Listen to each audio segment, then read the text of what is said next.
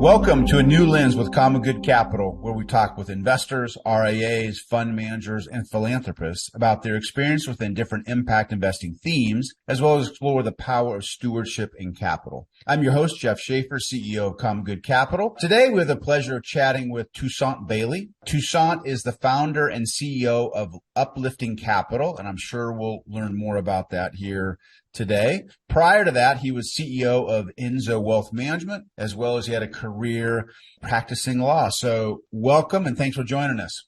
Oh, thanks for having me. It's good to be among friends here. Absolutely. All right. So let's jump right in here. Give our audience a little background on who you are. So where you grew up, where you went to school, and then just high level of your career. And then we'll dive in deeper from there. Who I am really starts with my super parents, right? So both of my parents kind of had similar journeys in parallel, migrated from the South and kind of the great migration of many African Americans. So they both were in Louisiana around the same time, both migrated to South LA, my mom to Watts, my dad to South Central LA, right around the same time. And we're first generation college students. My mom kind of got in on an Upward Bound program and my dad was a year behind her, and they both met at UCLA. So I have Bruin roots. I actually went to law school at UCLA. And so we are very kind of UCLA family. And so they met there and both went into really different kinds of service. And so my dad has been a teacher all my life, first and most of my life teaching people with mental health challenges. So worked at a state hospital back when they had those in the 80s. And then, taught severely emotionally disturbed students for much of my life. And then he went back to his junior high school in Watts to teach and still teaches in Watts. My mom has been a public servant all my life, and none of them like any kind of airs about it. This is just kind of who they were, and this is what I grew up around. But my mom did AIDS outreach for a big part of my life, and then she went and did drug outreach, like teaching DARE programs. So she came into my elementary schools and taught DARE in my elementary schools, and then she started to help women who were in the drug courts recover and get their kids back. And then for most of my adult life, she ran a homeless support program called Project Home Again in San Bernardino, California, and did that up until her passing a few years ago. And so lived with either my mom or my dad for most of my life in Southern California. So kind of going back and forth between the two, raised all kind of public schools all around California. Actually went to a bunch of different schools just because I was moving back and forth between my mom and my dad. I went to 11 different kind of public schools from kindergarten to high school. All the while just had great parents who kind of kept me anchored and kept me at least focused enough to make my way into college, which was never a question for me because I'd seen my parents do it. Just the power of seeing somebody in front of you be educated. It was just never a question for me. And so I was fortunate enough to go to St. Mary's College in the Bay Area, Northern California, where I met my wife, and then went back down to Southern California, went home to law school at UCLA Law School, and then practiced law for a number of years, working primarily for cities and government agencies, doing litigation for them, and did that until really I wasn't finding fulfillment there anymore. I just I was mostly managing lawyers by the time I left there, and wanted to, I always said, I told some of my partners, I just want to grow something. I want to do something. And so ended up stumbling into growing and running a wealth management firm called Enzo Wealth after that. That's a big change, going from being in law to any insights in that transition for us? Tell me about it. So I was always a numbers person. So I was a finance major in undergrad and really was thinking about going to law school to kind of round myself out, and just ended up loving what I was doing. So I love litigation. My good friend, now brother-in-law, was leaving one of the larger brokerages and going to start his own firm. And he had like some questions about how to do that. We were ideating around what that might look like. This is back in 2014. And so we had those conversations. And then in 2016, he was had some folks who he had interested in joining him. And I, by that time, was a young partner at my law firm with all sorts of ideas about how you could bring people Right. together and how you could incentivize people. And nobody at my law firm wanted to hear that. They were like, listen, kid, like all of that sounds great. We like what we're doing. And so, but I found a great audience in my brother-in-law, Jim Dakota, and some of the guys that he was talking to. So I ended up writing what we now call the manifesto at Enzo, which was this whole business model design around how to bring people together, how to share, how to have a fulfillment-driven wealth management experience where you're talking about more than money. That resonated with those folks who were coming to join, and it resonated with clients. And so we went from zero to close to a couple billion now from 2017 to 2022. And I'm still connected there as a board member and like touching kind of strategy at the firm. Great group of folks. And I think I believe in what they're doing from a wealth management standpoint. Maybe you and I have had this discussion before, but I actually grew up in Oregon. I lived in Eugene, so when I was little, I'm a huge Oregon Duck fan. And there was a game a couple weeks ago. Do you follow UCLA football? I when they're playing well, I do. Well, they're playing well now. They're playing very well. Yeah. So, you didn't steal Chip Kelly from us, but you got Chip Kelly. So, it was a fun game to watch, mainly because we won, but it still was a fun game to watch a couple weeks ago. So, yeah, I think Chip Kelly should have been one of those institutions at Oregon and just stayed there. Oh, he should have stayed. I know. It was such a good fit. Yeah. And he, we don't need to digress, but right. his path is, but there's probably some lessons in a lot of that is people are always jumping around, especially in college athletics, they're jumping around. It's like, just find your niche and go with it. Plenty of examples where people jump around and it doesn't work. So speaking of jumping around, not that you're jumping around, but I know you made a big switch from being the CEO of Enzo to starting Uplifting Capital, which is a massive transition. I mean, you're in the same vein that you're doing before, but no, you're starting right. from scratch is in the impact place. So tell us, why did you make that transition? And then give a little bit about what Uplifting Capital does. Yeah. So Enzo was truly about fulfillment. The mission of the firm was translating wealth into fulfillment for clients. As a leader of the firm, I talked about needing to translate what wealth management was into fulfillment for the people who were working inside of the firm. So that's what it was truly about. And my philosophy on fulfillment became the firm's philosophy, this waterfall that starts with loving and trusting relationships. And then you get to self-actualization. And then from there, we wanted to do co-creation and collective impact. And the theory is if you do all of those things right, then personal gain will just happen.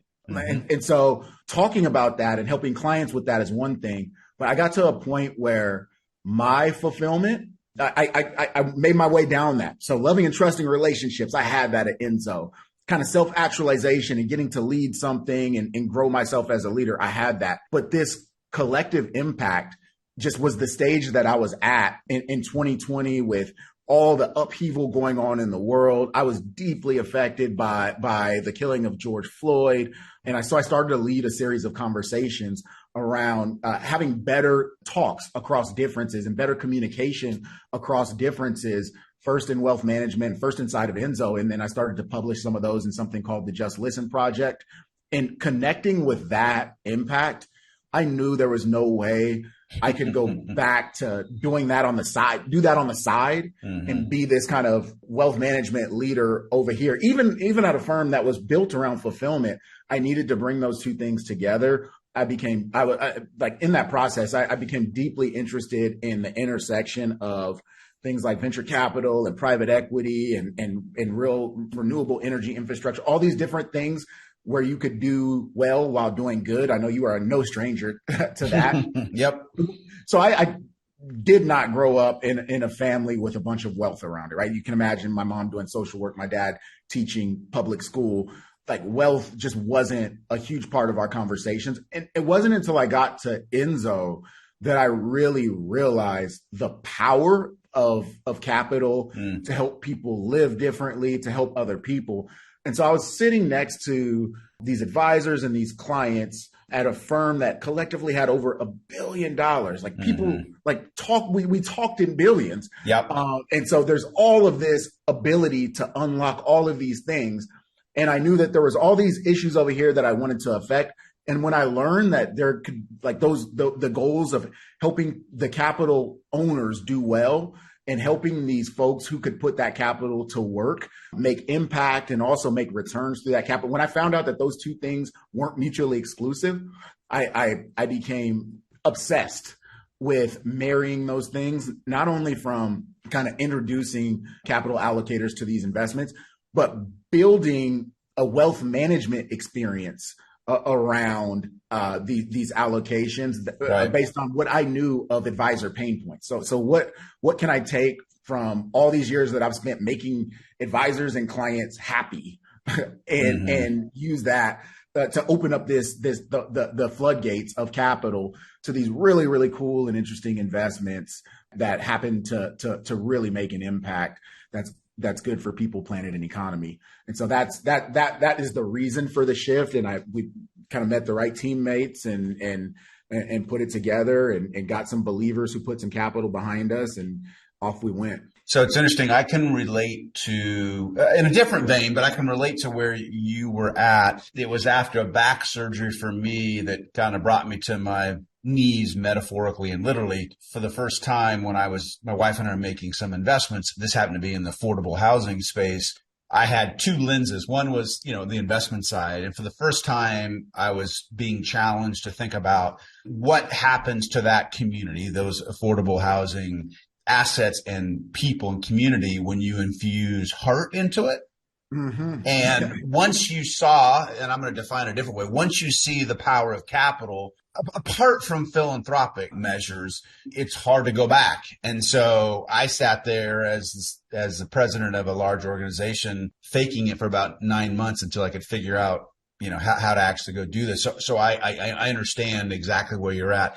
So then, and you may have already described this, but how would you describe yourself in the context of where you're at in your life journey? Ooh, that's such a good, broad, and deep question. I'm aligned and really just, I've gotten to a place where I feel very, very, very fortunate to be able to focus on uplifting on a daily basis. And so I think I feel like a lot of people do well and then turn to focusing on doing good, right? So they do well for themselves, and they accumulate, and then they turn to philanthropy toward the end of their life and start thinking about giving back because they realize it's such a deep and meaningful source of fulfillment to uplift others.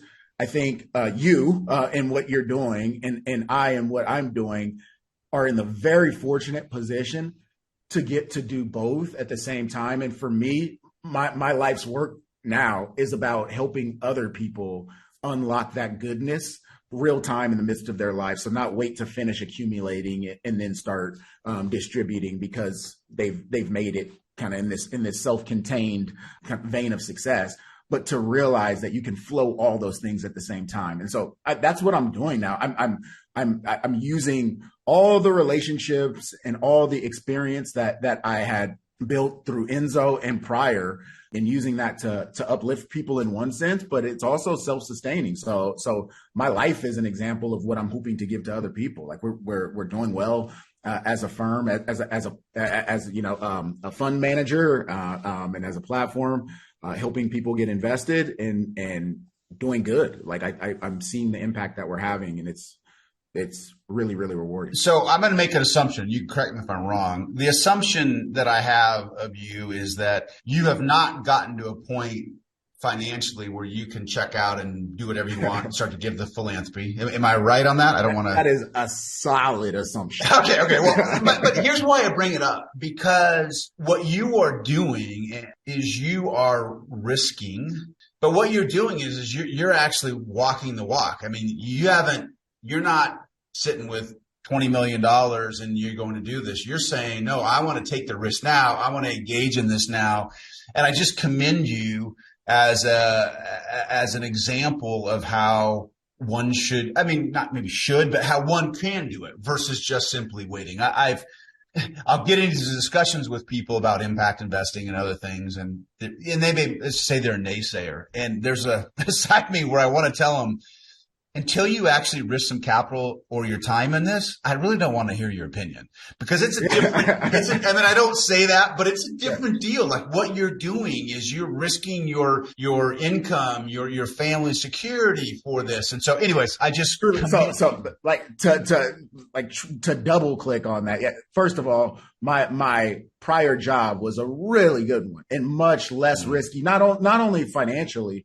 I was working with really good people at a really good firm with a really good mission. I just had to go down this road of something that I thought was more impactful than what I was doing. And I took a lot of risk.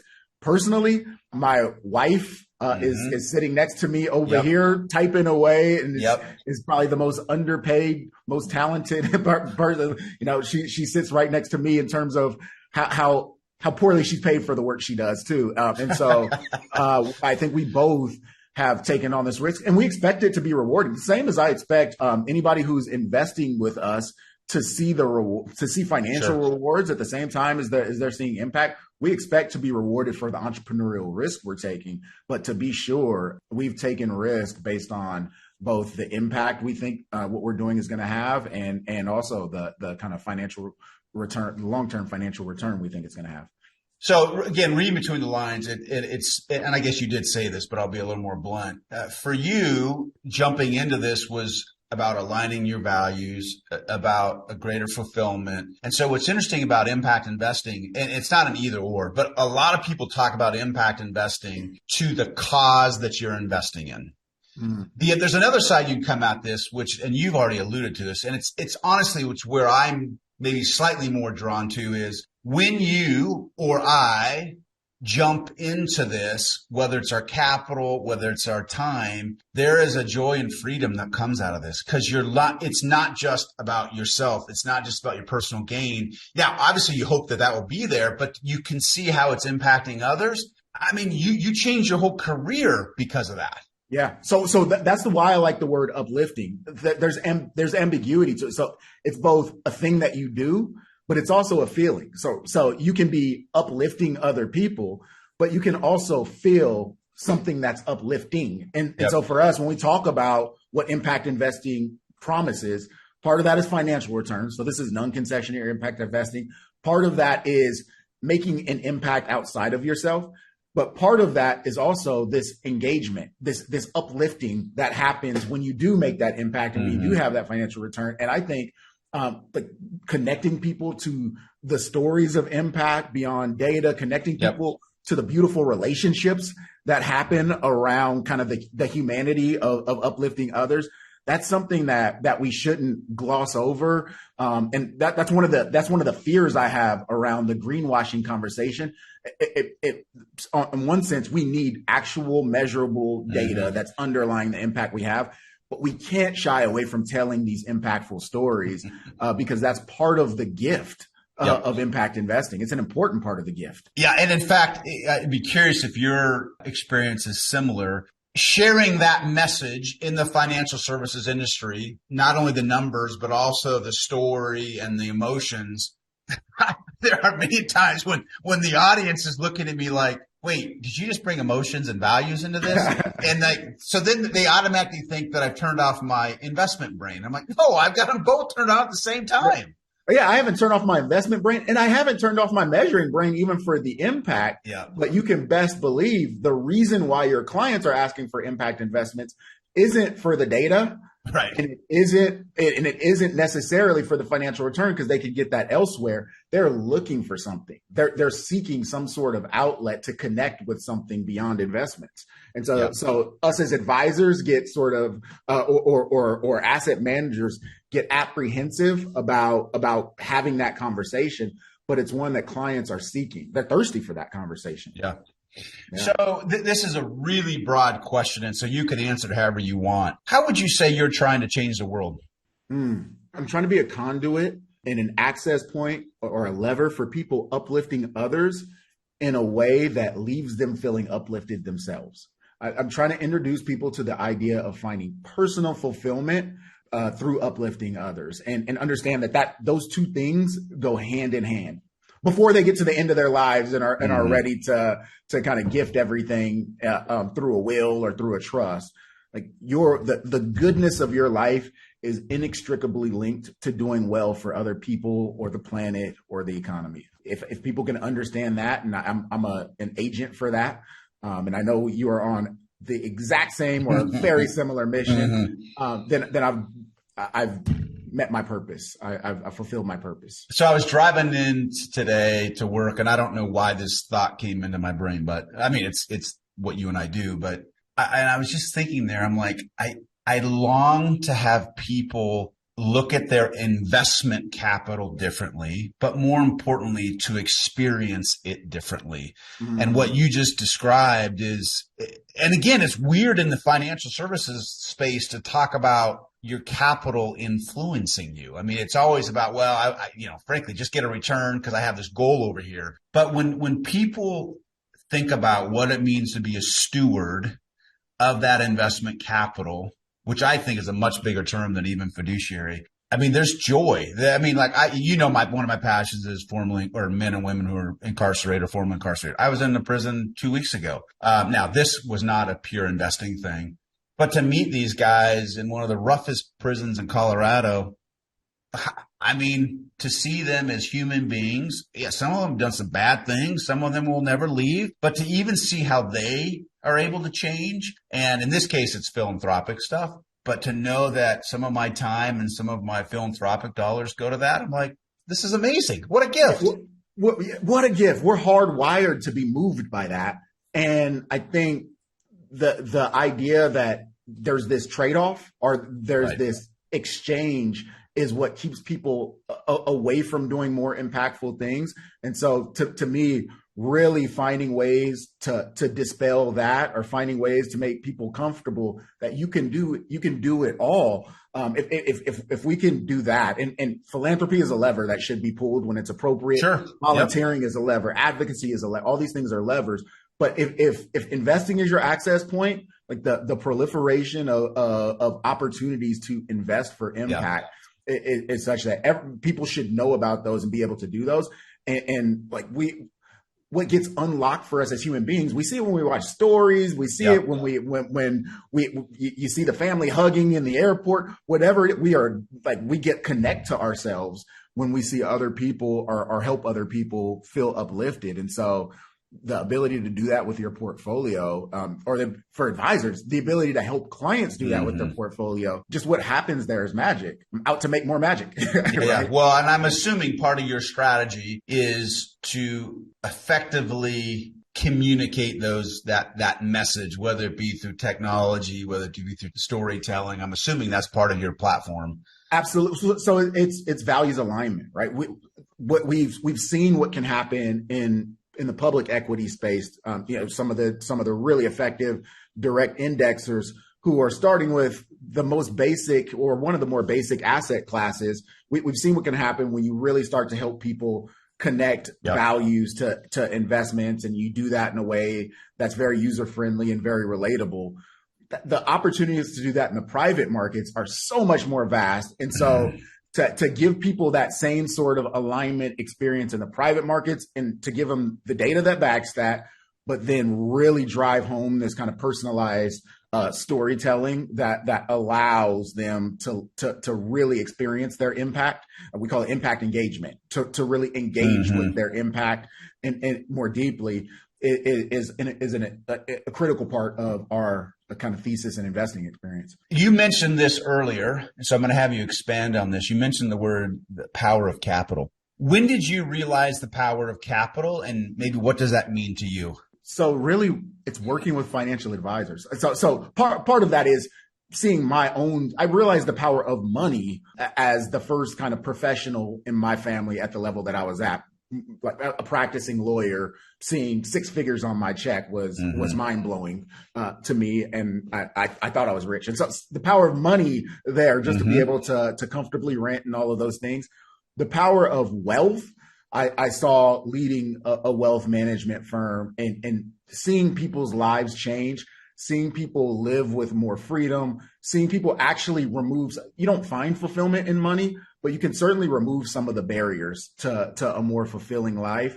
And so seeing those things happen real time and having never been, but as an like truly an outsider from a wealth perspective, having never experienced those, just let me know what capital and what wealth could do. And I thought if it could do that over here, and I know all these advisors who I'm working with, all these clients who I'm working with care deeply about some of these issues that I care deeply about and don't really have an outlet to do those things. I just knew this capital over here had something to say about some of these issues. And I'm not a big fan of telling people what they should care about, Sure. Mm-hmm. but starting with what people actually do care about and helping them become aware that they have another lever to pull in terms of for-profit investment to affect that change was something that I intuitively knew first. And then as I went deeper and deeper down the rabbit hole and with people who had years and years of experience investing this way, validated the availability, I couldn't turn off this thought that opening up capital, and particularly capital that's in wealth management, which is not this kind of pension and endowment, right? Yep. Kind of big blocks of capital, yep. But it's really everyday people who bring not only their capital, but a broad base of influence along with their capital. Like they bring culture change, they bring their voice, a collection of voices. I just thought that power was one that I was uniquely in a seat to kind of tap and one that I would set out to utilize.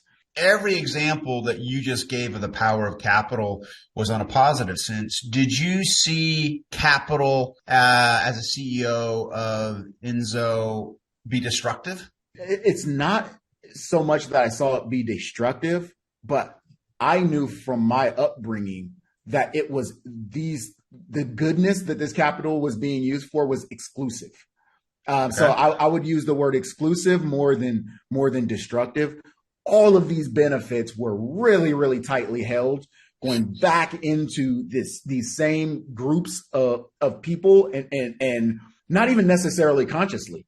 Because I think most of the clients and most of the advisors who we worked with wanted to see the world be a better place, and given the opportunity to do that and then benefit themselves at the same time, 10 out of 10 would have done that. But I did know that, I spent most of my life in the kind of financially excluded category. I grew up in Southern California, in the Inland Empire, where the smog from LA kind of just floats and stays trapped to the point that there's times we couldn't go play outside, right? And so I've seen the other side, and I've seen how I've lived as the other half most of my life. I think I'm still probably the other half. And so I've seen it be exclusive. And I just am bent on wanting to see the benefits of positive capital distributed to more broadly and affect more communities. So one of the things that I've experienced, and I think it's just because positionally of what I've been able to do in my career, but I've actually watched people with phenomenal means who outwardly you go, my gosh, they've made it, but their capital, I'm trying to say this in the right way. I want to use the word ruin, but that's a bit strong. But I've watched this goal of getting capital, and then they get the capital, but there's no joy and freedom. In fact, it just what's that? It's a burden. It's a burden, and then I've actually watched it destroy families. And so we won't go down this path too far, but I actually think part of that is a mindset issue that I love. What I love about philanthropy, but I also love about impact investing is it forces the discussion that it's more than just about me and more just about mine. And I think that mindset of opening and that posture of opening your hand and by saying, hey, I'm a steward of this. How do I use this for myself and for others? I think is an important ingredient so that greed and fear doesn't overtake, because I'm going down rabbit trail. I don't want to, but even the notion of the American dream, I think there's some wonderful attributes to it, and I'm grateful for it. However, if you think that just because you have the white picket fence that life's all rosy and everything's good, that's not necessarily the case either. So yeah, no, I think we've missed the point to some extent with that, or maybe we've aimed too low. And I think for those of us who have had the great pleasure of living kind of connected lives with values and money. Sure. I think, and then be put in position to advise others on what to do with their capital. We have to have the courage to have a slightly stronger opinion on what brings fulfilling outcomes. We can't just have people show up with a set of goals and say, like we're gonna assume I'm gonna go with your assumption that every goal that you just brought me, whether that's a new boat or whether that's a white picket fence, is going to bring you fulfillment. So let me work tirelessly to get you to those goals. I think like a courageous conversation says, is there something more that you might, let's have this deeper conversation about what you really care about. Let's have this deeper conversation about what's really going to bring you the feeling that you're searching for with that. Buy the boat, right? But what are you assuming that that's going to get you to? And having the courage to have that conversation, and then us who are in position to kind of have broader conversations with advisors of capital, giving the tools to have that conversation and giving language around that conversation is a great opportunity right now, because there's two generations, like millennials and Gen Zers are coming up ready for, they're naturally prepared to have that. They're expecting that conversation and demanding that conversation. And so us professionals, us advisors, or capital allocators need to sharpen our saws about how to guide those conversations and how to help people refine values and how to help people pull the right levers to affect those values. What does stewardship mean to you, and how does it interplay with impact investing or capital? To me, stewardship is very close to uplifting. I just think stewardship to me means leaving it better than you found it. So taking care of something, and then ultimately, at the end of the day, leaving it better than you found it. I think that could be stewardship of money. Mm-hmm. That could be stewardship of relationships or people. That could be stewardship of the planet. But in all of those cases, it just means holding something with care. And ultimately, when you let that thing go, you are leaving it better than you found it. All right. So the final question, and this is the biggest, broadest opening question you can give. So I can put caveats on it if I need to, but I'll just ask it and we'll go from there. And I'll say this, you can leave your family out because I think your wife is still in the room. So, or we'll just assume that that's one of them. If you could have a dream or two come true in your lifetime, what would it be? Oh, this is going to sound so promotional, That's all right. But it is like really, really, really having, so I want to uplift 1 billion people, whether that's directly or indirectly. The way that I would uplift that 1 billion people was to really have them deeply understand the value in terms of personal fulfillment that can be found in uplifting others. So these create 1 billion different agents of impact, and have people do that. And in the process, uplift myself, see value for that. On the other side of that, I think we're building a business around the value of introducing that to the world. But to me, if I could wave a wand, that would be it. People would be walking around feeling empowered to change things for the better and knowing that the goodness of life comes from changing things for the better.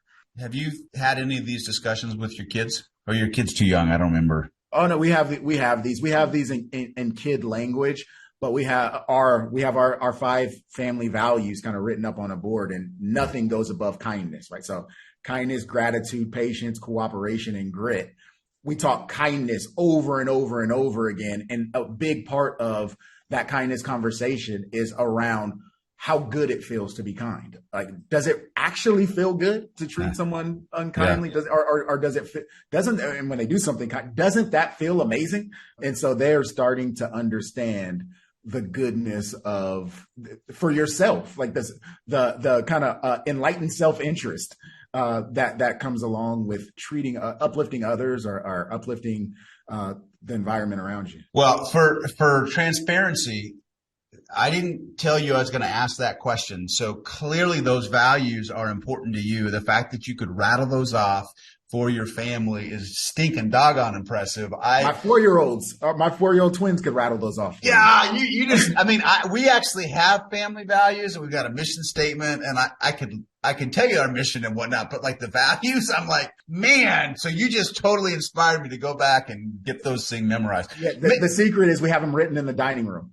We have them written in the dining room, so they read them. And before they could read, we had pictures drawn that represented each of the values, whether that's a heart for kindness, grit. We had a bike going up a hill, and so they understood that. And now, not only can they rattle them off, they can tell you the number. I'll say, what's number one? What's number one in our family? If somebody's treating somebody the way they shouldn't treat them, I can tell you kindness, our patience. And so, we those are live values.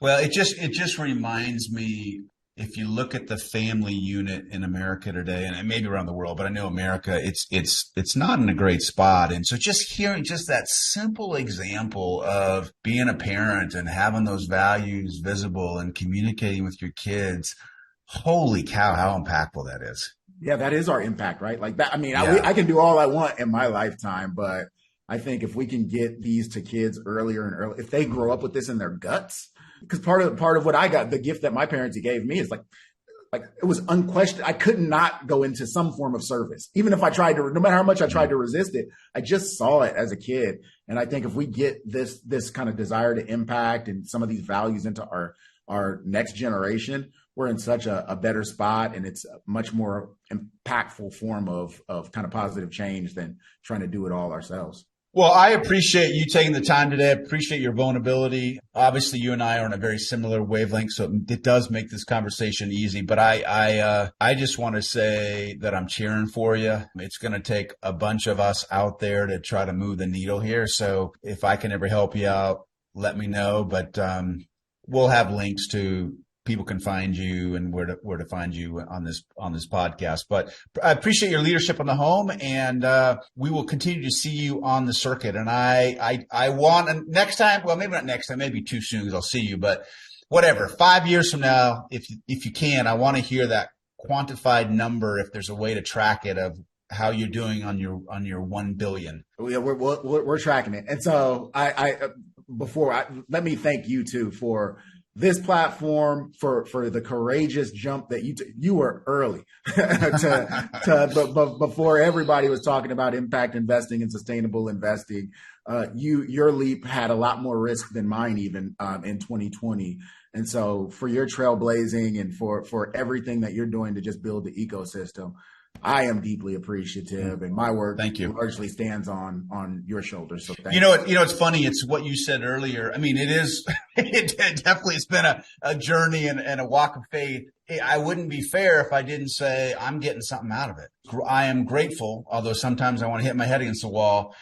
I mean, how many people get to wake up and do something they're passionate about to try to make a difference? And so I'm grateful that I had the experience, some of the capital to do that. And now it's just a longing to have others come along and get fired up when they make an investment into affordable housing, or they do something in renewable energy, whatever it is that gets them fired up, and to be able to go, man, not only am I in my career helping out and as a parent, but my capital over here is trying to make the world a better place. What an amazing time we live in, where you actually can do that with your capital. It is so good. Yeah. And we're getting better at measuring it and kind of connecting people to that. Yeah, no, I'm grateful. Don't forget to subscribe to A New Lens with CommonGood Capital on your podcast app of choice. Please rate and review us on Apple Podcasts, Google Play, and Spotify. This will help new listeners find the show and hopefully put them on a path to a more fulfilling portfolio within the impact investing space. Till next time, I'm Jeff Shafer. Thanks, Toussaint. Thanks, Jeff.